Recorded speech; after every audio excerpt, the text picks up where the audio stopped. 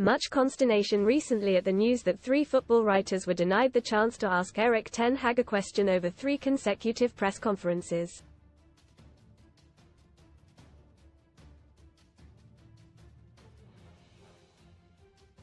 The dismay did not stretch to myself despite being one of those placed briefly on the naughty step.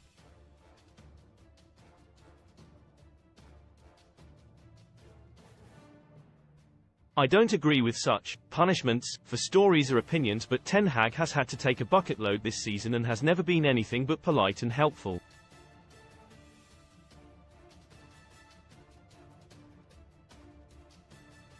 So if he wanted to do something to have a go back for once, no problem. It's all sorted now and everyone is friends again.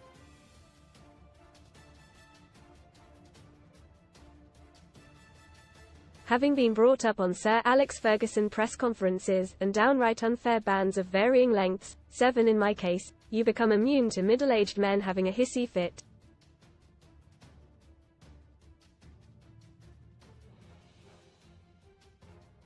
Read more in FOOTBALLCRYSTAL Palace 4 Man United 0 Ten Hag one step closer to axe after capitulation against Eagles' free go football offer. Claim £20 in free bets when you stake just £5 with Coral. Recent events reminded me of a lovely warm day at the Haydock Thistle Hotel some years back, where Northwest-based managers and writers were all invited to lunch.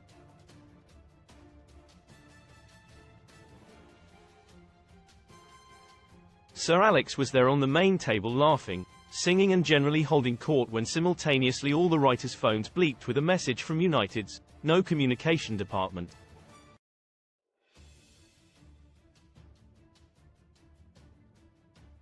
He had no doubt arranged for it to be sent bang in the middle of the lunch, informing us all that relations would be suspended forthwith.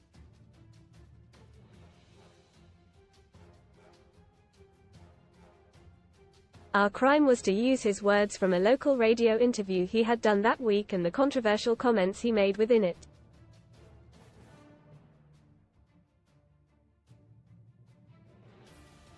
Most read in football. Hammer gone. West Ham confirm Moyes will quit in summer with Lopetegui set to take over. Siege of Wembley. I fled as hooligans stormed Wembley Stadium like zombies, hurled glass wet leg. Huge EFL playoff clash postponed as furious fans blast. Absolute joke. Legend gone. Ex-Barcelona and World Cup winning manager has died aged 85. BEST free bet sign up offers for UK bookmakers. We were all fuming, so when he got up to leave I followed him out of the luncheon suite.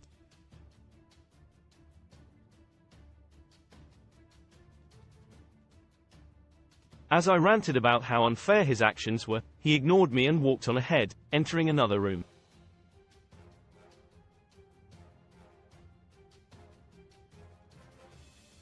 Best free bet sign-up offers for UK bookmakers. I followed, still ranting, but he kept his back to me and looked down silently.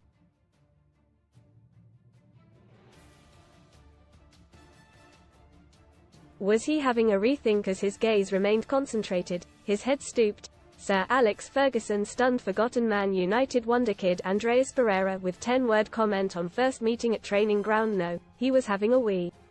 We had entered the gents, but, in my own hissy fit, I hadn't quite realized.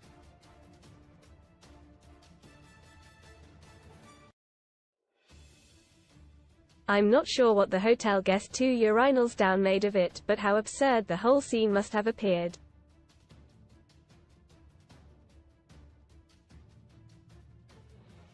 Defeated and deflated, I returned to the luncheon where the free red wine got a hammering and I sulked.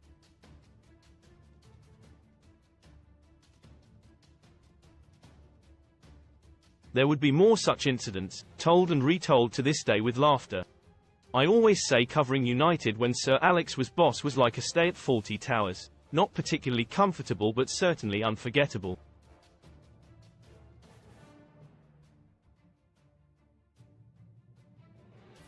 "30 years without Senna." The anniversary never loses its sense of sadness. It was 30 years ago last week that 3-time F1 champ Ayrton Senna lost his life at Imola, aged 34.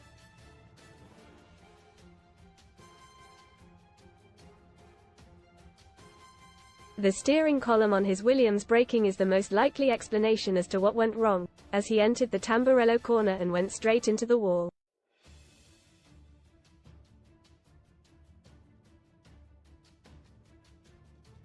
A piece of metal in the car pierced his helmet and skull above his eye. An inch either side and he walks away.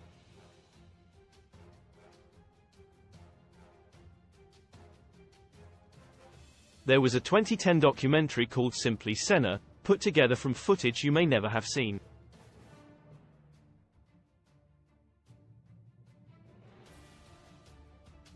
It's like being there and bearing witness to his short life.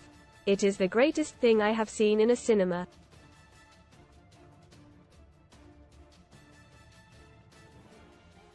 Find it, watch it, and if you fail to shed a tear in the final 10 minutes, you are not human.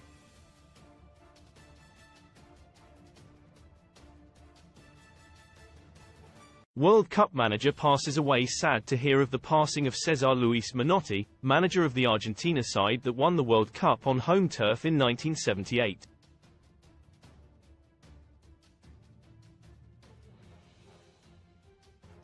It was the first World Cup I properly remember. The vagaries of a strange group system up to the final meant Argentina had to beat Peru in their last game by 4 goals to reach the final and deny Brazil their place against Holland.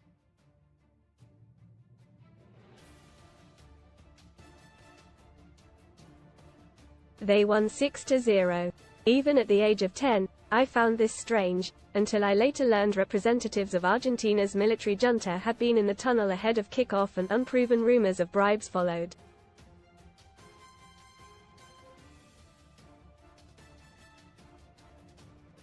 It was the first time I realized sport is not all that it should be.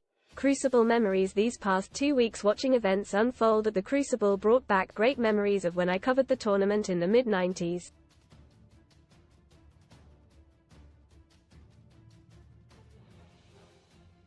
Nothing to do with what happened on the perfectly ironed green baize, but instead the sport's own version of off-piste, or totally on the piste as it turned out.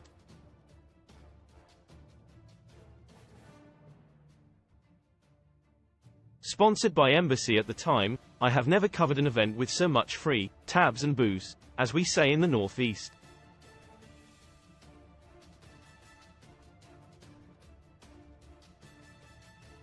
Each day would end in the early hours in a place called the Whoopsie Room, upstairs in the Crucible, which was really supposed to be where the WPBSA entertained guests.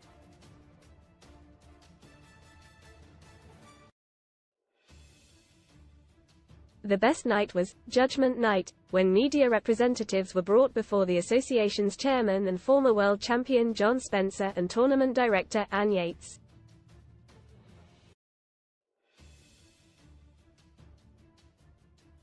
Spencer would be dressed in swimwear, a toweling robe, snorkel and paddles, and the accused would be placed on a high chair in a paddling pool.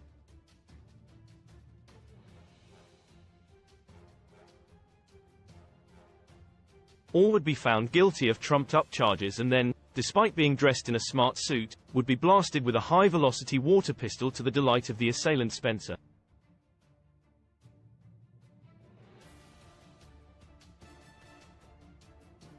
One colleague, after a long day at the coalface, had a late-night altercation with a fellow scribe and awoke with no memory of what had happened that previous evening.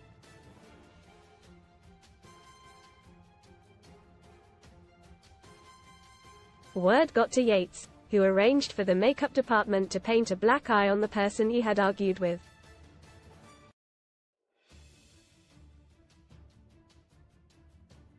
Returning the next day, he was aghast at the injury he had inflicted on a friend who was sat there waiting for him.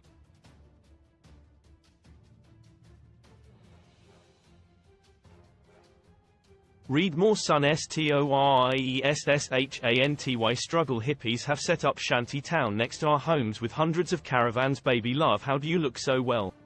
Asked Peter Andre's fans as his wife shares snap. Things got worse when Spencer called him into a meeting to say he would be banned forthwith from covering the tournament.